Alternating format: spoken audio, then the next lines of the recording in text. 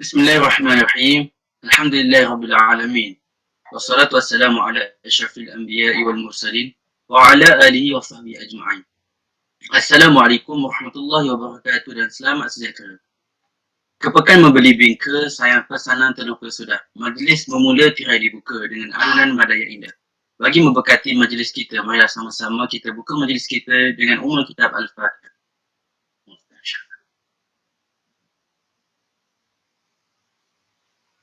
Amin, amin, amin. Alhamdulillah, bersyukur kita kehadirat ilahi atas limpahan kurniaan Allah Subhanahu Wa Taala. Saya mengucapkan jutaan terima kasih kepada yang hadir pada majlis kita pada kali ini. Tajuk forum kita pada hari ini adalah mengapa wajib falsafah. Bersama saya, wakil daripada pihak pencadang dan pembangkang. Izinkan saya memperkenalkan ahli panel satu persatu. Pertama sekali dari pihak pencadang yang cantik lagi menawan, Saudara Siti Nur Najihah binti Muhammad Nasir dan Wan Nur Najah binti Tun Tuah. Selamat datang buat saudari berdua. Terima kasih. Terima kasih. Seterusnya, izinkan saya memperkenalkan ahli panel dari pihak pembangkang yang comel lagi anggun, iaitu saudari Nashidah binti Muhammad Saleh dan Nurul Fikrah binti Ika. Selamat datang juga buat saudari berdua. Terima kasih. Sama. Falsafah adalah satu disiplin ilmiah yang mengusahakan kebenaran yang umum dan asas. Tujuannya adalah untuk mendapatkan kebenaran dan juga ianya memberi arah tujuan dan pedoman untuk perkara-perkara yang penting dalam kehidupan. Kita menemui pendapat yang berbeza-beza mengenai ta'arif falsafah di antara ahli-ahli falsafah itu sendiri. Contohnya, Al-Farabi, yang mana beliau menyatakan falsafah adalah cintakan kebijaksanaan atau hikmah dan merupakan pokok kepada segala ilmu.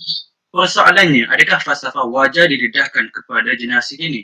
Oleh itu, apakah pendapat saudara Najah mengenai pembelajaran falsafah di Institut Pengajian Tinggi? Dipersilakan. Terima kasih Tuan Moderator. Pembelajaran falsafah di IPT perlu diwajibkan kerana ia sejajar dengan falsafah pendidikan kebangsaan.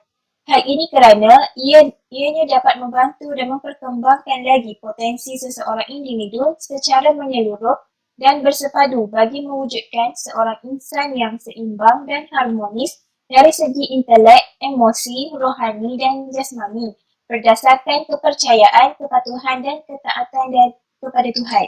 Dengan ini, dapat dikatakan masyarakat Malaysia yang berilmu pengetahuan dan berpendidikan tinggi, berketerampilan, berdisiplin, berakhlak mulia, bertanggungjawab dan berkeupayaan mencapai kesejahteraan diri serta memberi sumbangan dalam memupuk perpaduan, keharmonian dan kemakmuran di kalangan masyarakat berbidang kaum serta kepada negara khususnya. Terima kasih.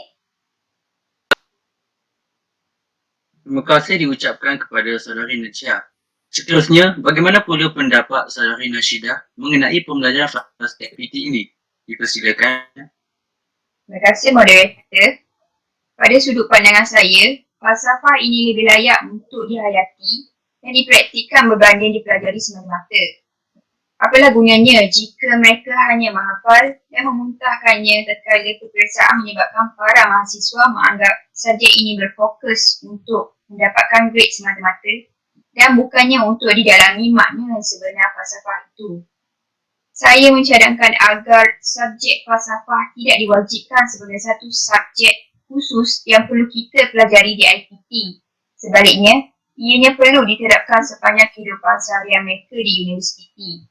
Contohnya, mengajarkan mereka mengenai etika, ilmu pengetahuan, psikologi kesihatan dan lain-lain. Ataupun subjek ini juga boleh dipecahkan lalu diterapkan ke dalam subjek-subjek tertentu. Misalnya, mengaitkan metafizik dalam pembelajaran seperti mengubah nama-nama planet sewaktu era Yunani dan Rom supaya tidak bercanggah dengan akidah mereka. Kita dapat lihat bahawa mereka bukan sahaja mengaitkan metafizik di dalam bidang mereka, namun mereka juga menitik beratkannya supaya ilmu itu menjadikan mereka semakin dekat dengan pencipta mereka.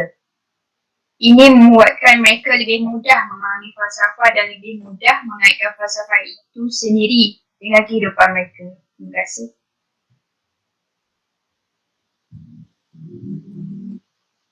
Terima kasih diucapkan kepada kedua ahli panel kita. dapat kita simpulkan bahawa nilai falsafah itu sangatlah penting dalam diri seorang mahasiswa. Seterusnya beralih pula kepada hukum negara. Hukum negara adalah ideologi kebangsaan Malaysia yang telah dibentuk pada 31 Ogos 1970 oleh Majlis Gerakan Negara, iaitu setahun selepas berlakunya tragedi 13 Mei 1969, yang mana ianya telah menghancurkan perpaduan dan ketenteraman negara. Tujuan utama hukum negara dibentuk adalah untuk membentuk perpaduan yang kukuh. Oleh itu, prinsip-prinsip dalam hukum negara jelas merupakan kunci kepada keharmonian dan perpaduan kaum demi memastikan kejayaan dan kestabilan Malaysia. Persoalannya, buat saudari Najah, apakah kaitan subjek falsafah dengan hukum negara? Dipersilakan. Dengan mempelajari ilmu falsafah, kita dapat memikirkan secara mendalam tentang sesuatu ilmu kerana ilmu falsafah dianggap sebagai ilmu dasar bagi ilmu-ilmu yang lain. Berkaitan dengan rukun negara pula, apabila seseorang individu atau sesebuah masyarakat mempelajari ilmu falsafah, mereka akan lebih menghayati, memahami dan mengerti rukun negara dengan lebih baik. Masyarakat yang mempelajari ilmu falsafah akan mudah memahami dan menghayati dengan lebih mendalam mengenai apa itu kepercayaan, kesetiaan, keluhuran, kedaulatan, kesopanan dan kesusilaan. Pada masa kini, ramai masyarakat Malaysia tidak memahami apa itu rukun negara.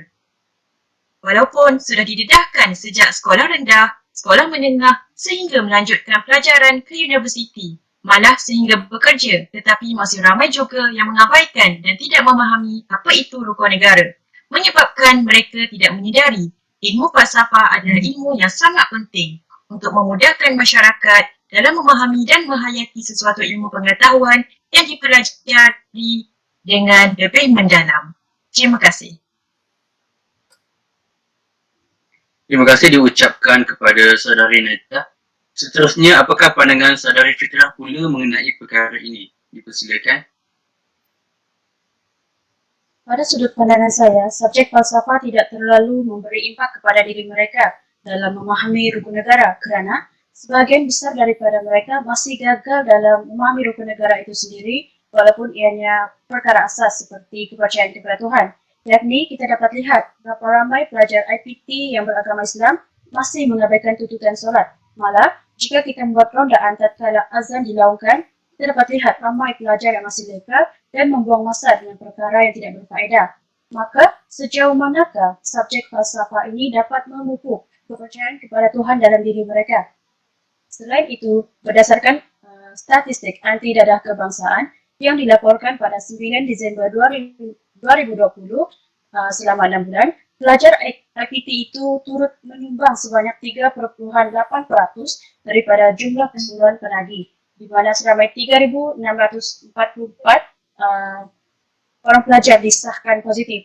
Ini sangat mendukacitakan kerana mereka merupakan pewaris dan pewaris masa depan negara. Ini sudah terang lagi bersuluh bahawa mereka telah membahayakan diri dan tindakan ini bertentangan dengan rukun negara yang keempat iaitu kedaulatan undang-undang. Saya serahkan semula kepada Tuan Moderator. Terima kasih. Terima kasih diucapkan kepada saudari Fikrah. Tuntasnya, rukun negara bukanlah sekadar prinsip yang hanya dilafazkan dengan ikrar, tetapi ianya menuntut kesungguhan setiap warga negara untuk menghayati dan mengamalkannya. Justru, mengamalkan rukun negara akan melahirkan masyarakat yang bersatu padu, muhibah tanpa mengira kaum serta bersikap saling menghormati antara satu sama lain. Seterusnya, saya membuka persoalan kepada para peserta untuk dijawab oleh ahli panel kita. Dipersilakan.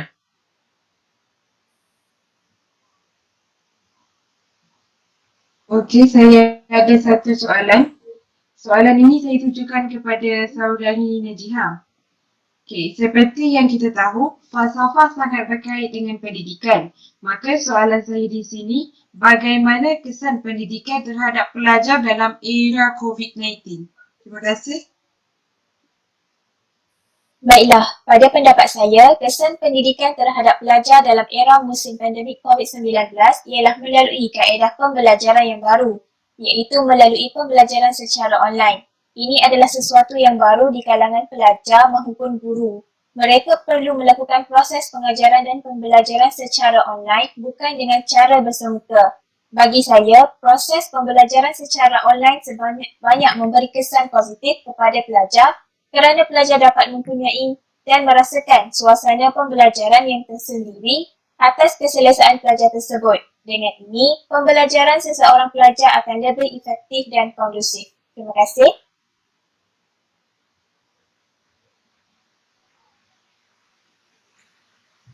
Assalamualaikum. Soalan ini saya tujukan kepada saudari Fitra. Soalan ini adalah seperti yang kita dapat lihat, kes positif COVID-19 telah meningkat naik hari demi hari. Ini sangatlah berkait rapat dengan kepatuhan masyarakat terhadap undang-undang. Jadi adakah itu disebabkan kurangnya falsafah dalam diri masyarakat? Itu saja. Izinkan saya menjawab persoalan tadi. Berkait rapat dengan falsafah, namun bukan saja disebabkan kurangnya falsafah mengenai rukun negara, namun ia juga disebabkan oleh kegagalan memupuk individu yang selari dengan tujuan falsafah pendidikan kebangsaan. Maka, ini kerana mereka kurang dari segi intelek yang didefinisikan sebagai kemahiran berfikir dan menganalisa data. Maka, seorang individu yang selari dengan tujuan falsafah pendidikan kebangsaan memahami apa yang perlu mereka lakukan pada musim ini. Terutama sekali selepas melihat data yang dikongsikan oleh Kementerian Kesihatan Malaysia pada setiap hari. Kita dapat lihat semakin hari kurangnya kesedaran masyarakat mengenai SOP sehingga PKP terpaksa dijalankan semula bagi mengawal penanggaran. Harap dapat menjawab persoalan saudari. Terima kasih.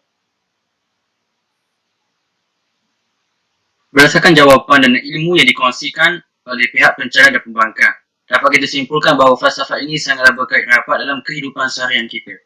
Ia dapat dilihat bahawa terdapatnya unsur falsafah itu sendiri di dalam rukun negara dan pendidikan, iaitu falsafah pendidikan kebangsaan. Hadirin dan hadirat yang dirahmati Allah sekalian, kita sudah sampai di penghujung majlis. Di kesempatan ini, saya ingin memohon ribuan kemaafan andai ada salah dan silap sepanjang mengacaraikan majlis ini. Saya mewakili warga kerja ingin mengucapkan ucapan rasa syukur dan terima kasih kepada semua pihak yang terlibat dalam menjayakan majlis kita pada hari ini sama ada secara langsung maupun tidak langsung. Kita menutup majlis kita dengan tasbih kafarah dan surah An-As. Wabillahi taufiq wal hidayah. Wassalamualaikum warahmatullahi wabarakatuh.